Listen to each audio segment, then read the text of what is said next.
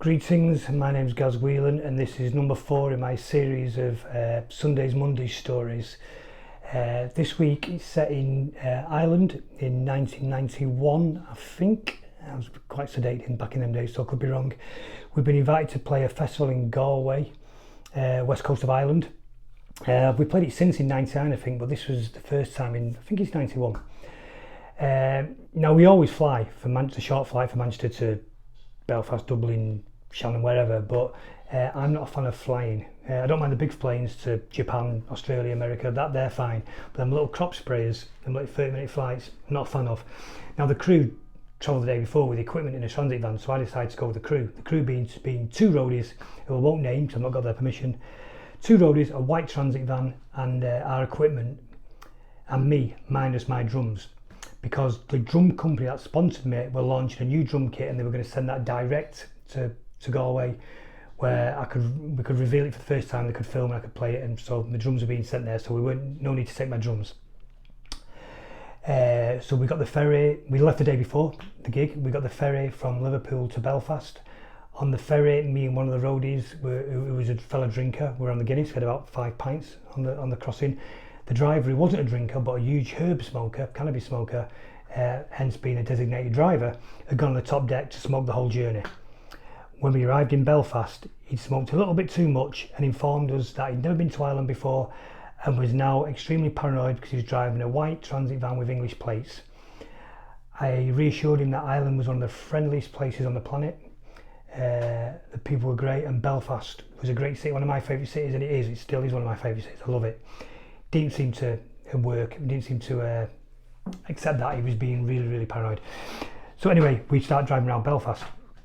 It's early evening, this is the days before sat navs and Google Maps, so we got lost straight away. He's stoned, he's driving about 15 miles an hour, 20 miles an hour, bringing attention to himself. To make matters worse, we go from one council estate to the next. To make every single council estate had huge crowds of people and bonfires. Wasn't Guy Fawkes night, I don't know what it was, but it was some kind of event. To make matters worse, all the smoke from the bonfires had created this kind of black clouds, smog, and these ash in the air, and it was like quite scary. It was like something from Apocalypse Now or something. It was quite scary, and the driver makes the driver even more paranoid. Anyway, eventually Mr. Magoo finds his way out and onto a country road heading to the border for Southern Ireland.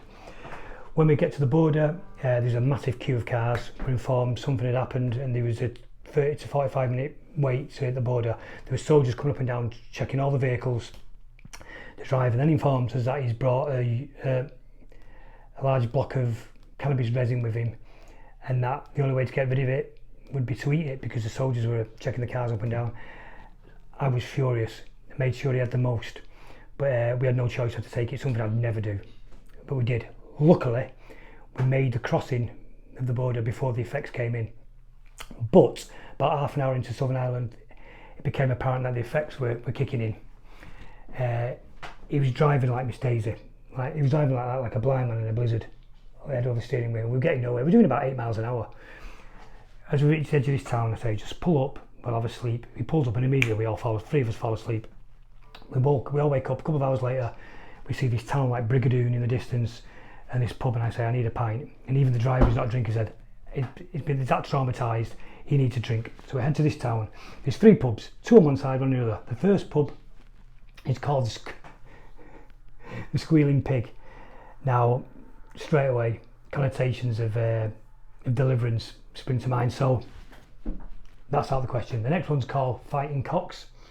Not convinced about that, but the third one on its own has a wonderful name, one of the greatest pub names ever, and it's called The Craic House, spelled CRAIC, as in having the crack. What a wonderful play of words. That's a pub for us. 3 of us heading there, 3 pints of Guinness, 3 bags of crisps. Landlord says, so you'll be dining with us. It's very small, it's packed, all locals. One thing leads to another. 9 pints later, we're all drinking in rounds, the locals. We're struggling with the Guinness at this point, it's too heavy. We have a couple of lagers in between, a couple of Jamesons. About 3 o'clock, people leave. The landlord informs us that for a small fee we can sleep on one of the benches in the pub, and we get a full breakfast in the morning, like the good old days. We do that, a few other people stay. We woke at 7 in the morning, landlord with this huge breakfast. Sausage, eggs, bacon, beans, a lot. Now I'm vegetarian, so I didn't want to offend him, so I just pushed that to the side and had the beans and the toast. And the strongest cup of tea you'll ever see. It's wonderful. But the effects of the tea and the breakfast on the three of us, we all run to the toilet. Now, any Guinness drinker worth your salt will tell you that after a heavy night of drinking Guinness, laced with the odd lager, something wonderful and special can happen. It doesn't always happen, but when it does, it's magnificent. And it's what's known to the Guinness drinker as the tiger's tail, where you have a stool of black that's black with a Guinness with stripes of lager in it, uniform. It's a work of art. This is one of them occasions. One of the few times I wish I had a mobile phone with a camera to take a photograph of it. I'm still proud of it to this day. It was a wonderful specimen, absolutely wonderful. Anyway, we move on. We travel to Galway, we get in the van, we travel to Galway. As we arrive in Galway, I'm starving because I've not really had any breakfast. And I see this cafe, vegetarian cafe, perfect. We pull up, I jump out, go to the cafe, it's 12 o'clock noon, and I'm greeted with a sign on the door that says, cafe closed for lunch. Nowhere else in the world. Wonderful, absolutely wonderful. I was so hungry and disappointed, but it was so funny and so humorous that I couldn't be angry. There was a pub next door, Guinness and crisps. Head into the pub next door, it's empty. Order a Guinness, the lady behind the bar pours it as it's waiting to settle. This lad wanders in. Lad in his late 20s in a shell suit, tracksuit. Orders a pint. Lady informs him that the pub doesn't allow any sports colours and no tracksuits, so she can't serve him. He starts kicking off, freaking out, saying to her, I'm going to sue you. Excuse me. I'm going to sue you. That's tracksuitist. Me, to try and calm it down in a friendly manner, I say to him, I don't think that'll stand up in court, mate. He turns to me and says, and you can piss off back to Scotland. And I kind of look at him and say, no, I'm not from Scotland, I'm from Manchester. And he says, where's that then? So I said, well, it's not in Scotland. He comes really close to me and says, and you think I'm the idiot? Spins on his heels and leaves. I finish my pint, I go to the venue. Get to the gig, there's two huge tents, two huge stages. Now, I have to go and check my drums. I would always check, it's a new kit arriving, so I needed to check it. But anyway, if it wasn't, all drummers always check the drum kits. Any drummer will tell you that. Everything has to be perfect. 1 inch either way, or it throws you out. Everything's about feel, so it has to be absolutely perfect. Any slight adjustment and it throws you out. It can completely ruin your gig. So I go back and there's a curtain, there's a band playing. Behind the curtains, the headline act is the huge drum riser. And then this huge golden drum kit on it. It was massive, but loads of drums, like this huge drum kit, loads of cymbals, a lot more than I use. But I'm thinking it's the new kit, the company coming over to film it and launch it. So, of course, that's what the issue is. So I jump up, but it's all set up really high. Cymbals are really high, everything. So I lower the cymbals, I detune the drums, I lower the drums. I desensitize the pedals, I move the stool, I adjust the stool, everything. But it takes me half an hour to change absolutely everything.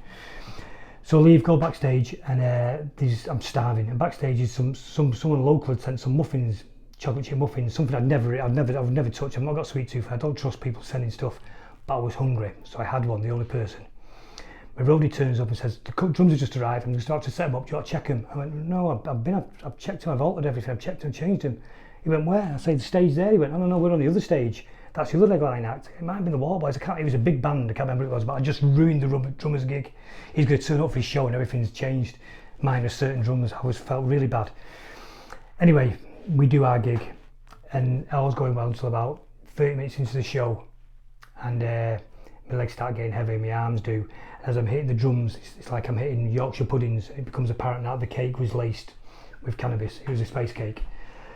I managed to get through the gig, and I say to the roadie, I'm struggling to walk, so they have to help me walking backstage. And the only other time I'd lost my legs, used to my legs before, was a couple of years early. Me and two lads out of the band, not saying who, not who you think, but had gone to get our herb from the usual place in Moss Side, Manchester.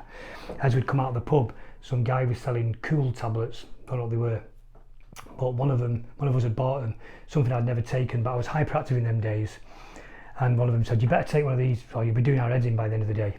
So I took one, we went to a pub in Crumsall in the afternoon. We sat at the bar, and as we drank a few pints, we dined to go to the toilet, our bladders were full. As one of the lads gets up to go, he says, my legs aren't working. I get up, my leg didn't work. All three of us stuck there, our legs rendered unemployed. We informed the barman that we might pee ourselves because we'd taken something and we couldn't get to the toilet. And he said it's fine as long as you keep buying drinks, you can stay as long as you want. So we about a couple of hours passed and we realised that we can just about help each other. So we walk three of us walked to the toilet like a pantomime horse, hand on shoulder, like the Marx Brothers, bursting for a pee. We all go in there and we all urinate, empty our bladders like diabetic camels. And that's the only time I'd lost the use of my legs. Anyway, I digress. Back to Galway. So I'm backstage, I say to my roadies, just take me to the hotel. I can't sit here and I need to chill out. So they sent me back with 2 hotels, one for the crew, one for the roadies. Go in the hotel, I say to them, just sit me in the bar, get me a cup of Guinness and some crisps until the effects start to wear off a little bit and then I'll go to bed. I asked one of them to go and get my room key, so he goes up to the reception, asks for Mr. Whelan's key, common name in Ireland, gets my key, gives it to me. I have a couple more drinks, it gets to about 1, 2 in the morning, I decide to go to bed. I managed to get up the lift to my room, go into my room, close the door. As I go to the bed, there's a giant of a man in my bed. It dawns on me what's happened. Not only am I in the wrong room, because it's a common name, Whelan, there's another Mr. Whelan in the bed. I'm in the wrong hotel, because it's the same hotel as the crew, and I should be in the next hotel. I'm too tired, I just curl up on the settee and fall asleep. I'm woke at about 7 in the morning by this huge pile of a man. He's about 6'5", big rugged complexion and confused grin. And he picks me up and he starts talking to me in this kind of rural Irish dialect I don't understand. And he puts his arm around me and says, come on, we're going down for breakfast. I understand that. He takes me down for breakfast and he brings me a huge breakfast, eggs, bacon, sausage. I didn't want to insult him. I don't eat the meat, so I'm just kind of pushing it to one side. And then he says, to show you there's no hard feelings, he goes to the bar and comes back with 2 pints of Guinness. This is 7:30 in the morning, and 2 Jamesons. And he necks his like it's tea. And I'm struggling, and I actually pour the Jamesons in the Guinness, and I finally get it down. I feel like throwing up, and he pats me on the back, which nearly breaks my ribs, and I nearly throw up, and then rubs me on the head and says, no hard feelings, and he leaves. And I sit there looking, and I just think, Christ, I absolutely love Ireland. This has all happened in I've been here less than 24 hours, and basically, I'm just full of Guinness, cannabis, and crisps. And I was feeling guilty about the drummer in the other main headlining act whose gig had ruined. Anyway, that's the story for this week. Next week, I think I'll do a story about Barbados. There's a lot of myths and truths and untruths about that trip, and lots of stories to tell, of course. So until then, subscribe if you want to. If you don't. Until next week.